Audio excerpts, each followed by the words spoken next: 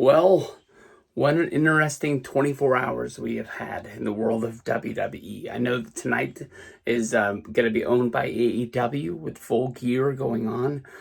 Basically figured out that I just don't think that the AEW World Heavyweight Championship is going to be changing hands tonight. So I didn't really think that the card was worth, throwing the money down in order to buy the show. So we'll just sort of check out the results as they come down. You're gonna have to check out the Rizzler as well as the Costco guys on the YouTube. But last night, SmackDown, I can tell you this much: I fell for it. There was no way in the world. I thought that basically it was going to be either Cody Rhodes or it was going to be Seth Rollins as the fifth man in the WarGames match for Bloodline versus Bloodline. Not only did we get the return of Paul Heyman coming back to greet Roman Reigns as the wise man, we got the return of CM Punk. CM Punk joining the alliance of Sami Zayn, Roman Reigns, and the Usos was not on my bingo card. I do know that if you pull the history out of the bag, Roman Reigns as well as CM Punk have history going all the way back. Basically, the reason why the Shield was the Shield was it was a CM Punk idea, but he wasn't asking for those guys to be brought up on the main roster. I think he was asking for Dean Ambrose, he was asking for Seth Rollins, and I think he wanted Claudio Castagnoli or Chris Hero as the last guy in that group. Because the first time we see the Shield was that Survivor Series match. One of the first times we see the Shield come out and help CM Punk is against The Rock at the Royal Rumble of 2013, I believe, in Phoenix, and that causes a whole big clusterfuck. But hey, you also bring up the fact of CM Punk's interview that came out on Thanksgiving, right around this time. Back in the day, that sort of. It was the first time he opened his mouth about why he left WWE, why he wasn't there anymore, and opened up just a whole bunch of can of worms that was going down. A lot of it, not a lot of it, but a part of it, he was talking about Roman Reigns and the match of 3-on-1. I believe it was at TLC, where it was the Shield versus CM Punk 3-on-1. And they were telling CM Punk to go in there and beat him, but make sure that they make Roman look strong. That they know Roman is going to be a foreseeable future of the WWE, and they just don't know when it's going to be. So, do whatever you want to the other guys, but make sure that they make him look strong. And basically, Punk's going to Roman and just saying, like, well, what do you do? What do you want to do? Basically, and, it's a whole big deal because Roman's trying to show CM Punk respect, and at the same time, he's just trying to do what he was told.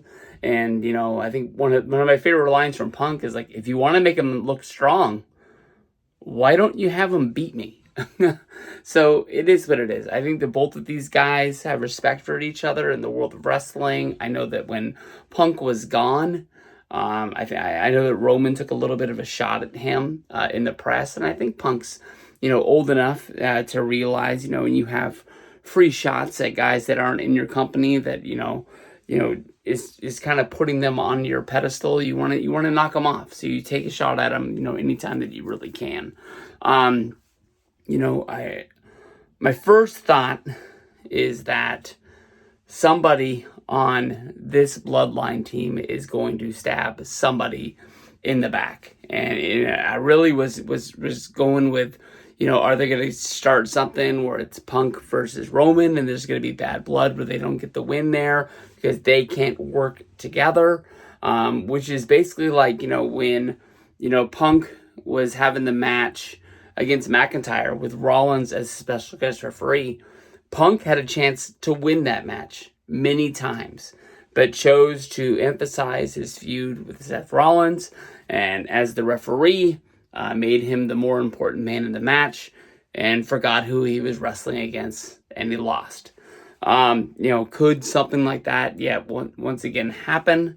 But then I started thinking about the women's match, and in the women's match, it's a whole bunch of people that want to stab each other in the back. People that a month ago that were fighting each other at a pay-per-view are teaming together. One person has the money in the bank, and she desperately wants to be champion. Anytime that there's any chance for her to bring that briefcase out, she's bringing it out. So if anybody's going to be backstabbing, and especially that look when she got the hug from Bailey, of Naomi.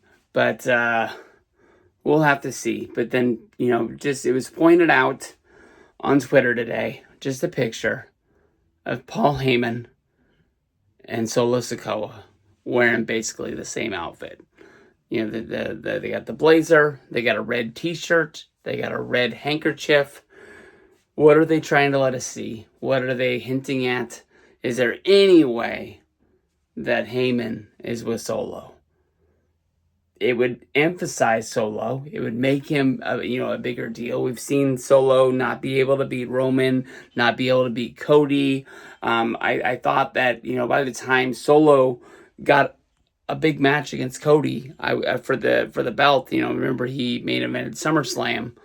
Like, they needed to find a way to make him a bigger deal fast. Let him beat some guys. Don't do this match fast. And they didn't listen. They didn't listen to me. It is what it is.